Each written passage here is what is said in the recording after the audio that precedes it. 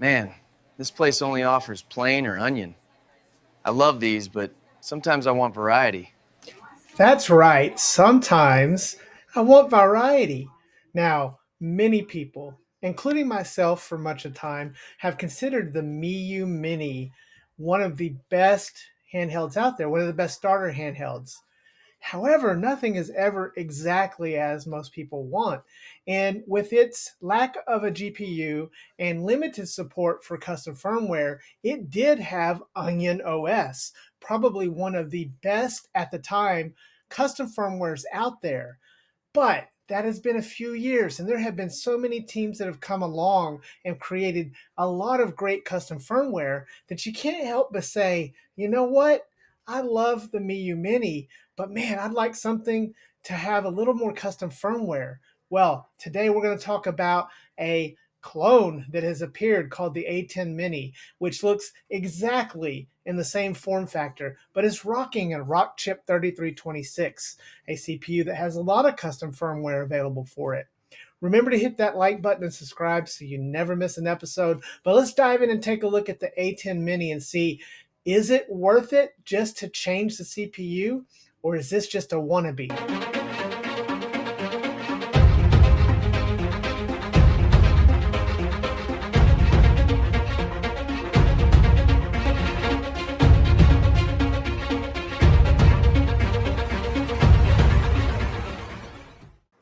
I used to think that my best friend, my dog, was fine eating the generic packaged food. But then I realized that my best friend deserves better than that. They deserve fresh pet because if they're going to eat, they might as well. No, wait, I'm not a spokesperson for fresh pet, but it's kind of cool for the doggies. Anyways, deadheads, welcome back to the channel. Or welcome to the channel for the first time, new deadheads. Okay, so today we're looking at the A10 Mini. As stated in the opening, this is a potential replacement for the Miyoo V4, but is it? We're going to have to find out because we do know that running with the Rockchip 3326 does give it the ability to run a bunch of custom firmware. And if you really love the form factor of the Miyoo, Mini, the versions 1, 2, 3, and 4, but we're hesitant about not being able to really open up the possibilities, this might actually do the trick. So let's start with the box. And the box is unassumingly kind of just, I don't know, it's not real fancy. It says retro game on the front. It has a picture of the Mini. It says the model number A10 Mini. Moving to the side, and we do see it says the system is AYRJGF. So we know we have AYRJGF, which is one of the custom firmwares. It does have that Rockchip 3326 with the Mali G31. It is a 2.8-inch 640 by 480 IPS OCA all-fit screen. Now, 640 by 480 is a different resolution than the Miyoo Mini V4, the one that you can still buy, which has a slightly different resolution. The battery is 2,000 milliamp hours, lasts for 4 hours, supports TF card up to 256, and supports Dreamcast, NDS, PS1, and GBA. On the other side, we do have the colors. And interestingly enough, the colors are, yep, they're the same as the colors you can get from the Miyoo Mini line. So I wonder if the shells are coming from the same place. I don't know. But the unit we got looks just like the V4 unit color-wise. Opening the box up, and we take a look inside, and we have the unit, but we'll move that out of the way. And we do have a manual. Now, this manual is a game console manual. It is in both English and in Mandarin, so it's in both. It's not too complicated here. It has a little bit of instructions here. But since this is a AYRJGF and a Rockchip 3326, unless you're brand new to this, you probably will have some familiarity. We also get the SD card reader. That's a nice little touch. There's no screen protector in here. And we do have a USB A to C cord with that orange. So we're looking pretty good. Let's get this all put back in here and get the handheld out. And let's take a look at this handheld and find out, does it compare to the hardware that we've fallen in love with, the Miyoo Mini? Hey guys, sorry to interrupt the video, but I wanted to take a moment to talk about today's sponsor, Amazon.com, and this awesome product they sent over for us to take a look at. They sent over a display frame where you can proudly display and store safely both your Game Boy Color or Game Boy Advance. It comes in both styles. These are specially designed compatible with Nintendo Game Boy Color or Nintendo Game Boy Advance, which holds one console and 6 cartridges in a vertical layout. As you can see, this has a solid construction, it's easy to put together, and it looks fantastic. Hit the link in the description if you'd like to pick one of these up for yourselves. We want to thank Amazon for being our partner, and back to the show. Okay, now we've got this out, and let me say that picking this thing up is very familiar. This thing is it's almost like exactly like the Miyoo Mini. Again, the screen resolution between the V4 and this one's a little bit different. Not sure where they found this screen since Miyoo supposedly couldn't find these screens, but they found them somewhere. But holding this thing, I feel like I'm holding the Miyoo Mini. And let's do a little bit side by side look at it as I show you some footage here of the two side by side. And they are so much alike. They look just so much alike, and even down to the buttons, the shininess of the buttons.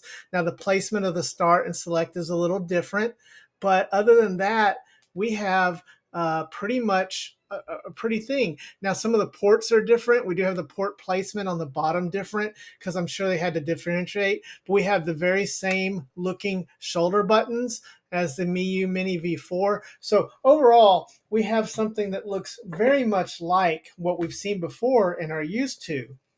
But let's try these buttons. And the buttons are, they're a little bit quiet. They're not as quiet as my Miyoo. They sound a little bit more clicky than the Miyoo, but they feel good. They have that same nice little design to it, the nice gloss to it, and they're even labeled in the same way with the lettering underneath the buttons. Moving over to the D-pad, and the D-pad is a little stiff. I will say that the D-pad on my Miyoo V4 is better than the D-pad on the A10 Mini. Now, this may be just because it hasn't been broken in. It looks a lot like the same D-pad, but it doesn't quite pivot as good as my Miyoo V4. So that may be a little bit different there. Not sure if it's different hardware or not, but I will say that it's a little bit different. Start and select are kind of clicky and loud. So they're a little bit clicky and loud, much quieter on the V4. So you can see between the two, they're just much louder on this A10 Mini. Moving to the bottom, we do have a centered headphone jack, whereas on the Miyoo, the headphone jack is on the side there. Also, we have two USB-C ports on the bottom. On the Miyoo, we have our SD card slot and one USB-C port. Now, this does have two SD card slots, unlike the Miyoo, which has the single one on it. That's great for the Rockchip 3326, especially for custom firmware. We do have on the side our plus and minus volume, and on the top we have a power button and a reset button with the 3-dot lights to show us that. Again, this doesn't, it rattles a little bit more, but not much. It's really so similar. It's just hard to tell. I think if someone just handed this to me and had no labeling, I don't know that I would be able to tell the difference. These shoulder buttons, they feel great. They are a little bit clicky loud. I'd say that the dampening on the Miyoo is a little better. So these are a little bit louder. But overall, this feels really good in the hand. The sides feel good. When you show it side by side, it's hard to tell a difference between the two. But the whole reason anybody would want this over the V4 is for that CPU and the custom firmware that you can run for it. So let's get this thing booted up and take a look at what they have given us with AYRJGF, and then talk a little bit about the possibilities of this and what I did like and what I didn't like.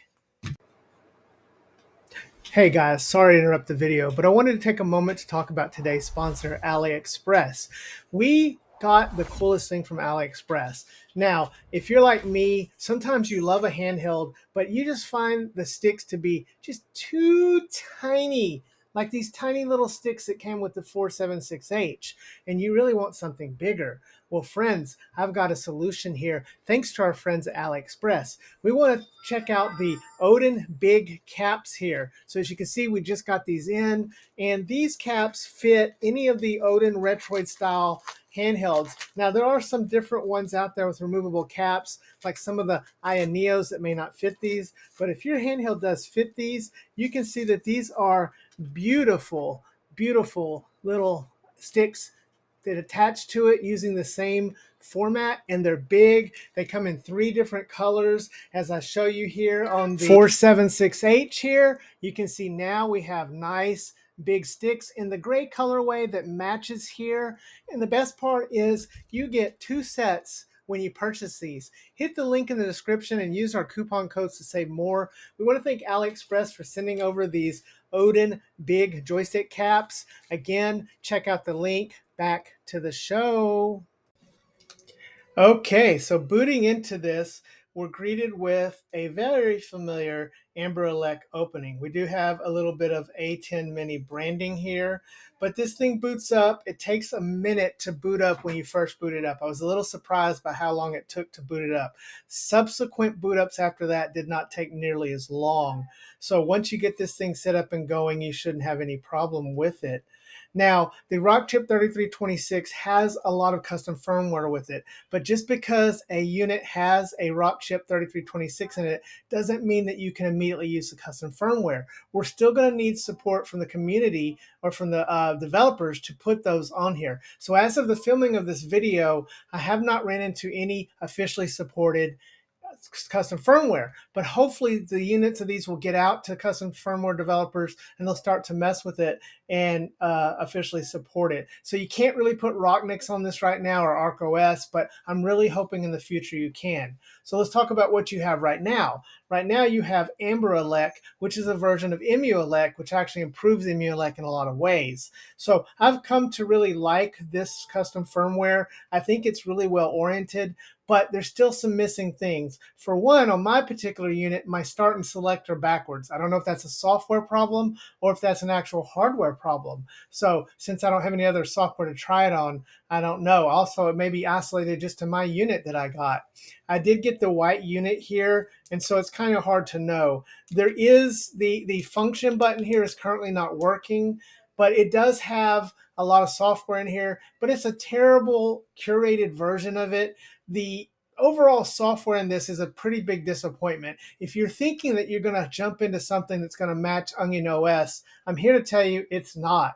In fact, Onion OS is still a far superior custom firmware in many ways, but if we can get the right custom firmware on this, this thing probably can exceed that overall, because again, we can open up things like shaders with the GPU, which we didn't have access to with the V4. Battery life on this was as suggested. I got about 4 hours out of playing this, playing things like PS1, Game Boy Advance, etc., like that. The navigation of this is pretty good, but overall, it's poorly curated. The games they have are not named correctly, and I just wish they had done a little bit better with curating and giving us a better software setup. It's almost like they're just trying to capitalize on the fact that this looks like a Miyoo V4. And you know what? If you're going to try that, do it well, do it better.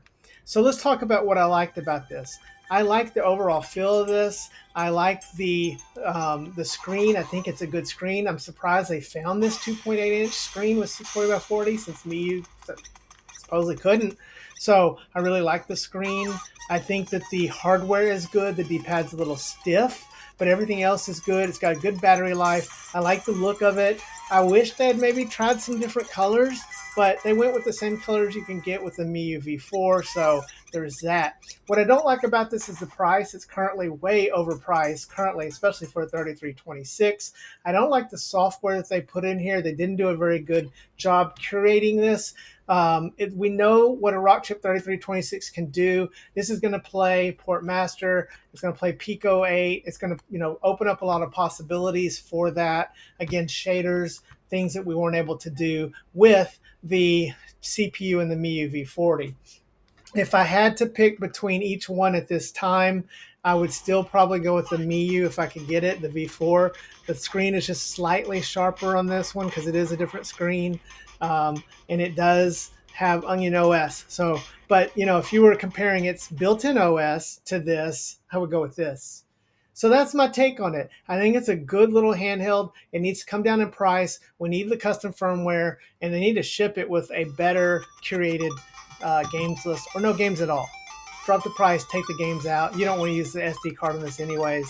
And let's get this going. So leave me a comment. Let me know what you think. Are you going to pick one of these up? Are you going to stick with the Miyoo V4? Miyoo has said these are discontinued, but I still see them for sale. Anyways, remember to hug your loved ones and love your hugged ones, because tomorrow is never promised. We'll see you next time, Deadheads. Dead Fred out.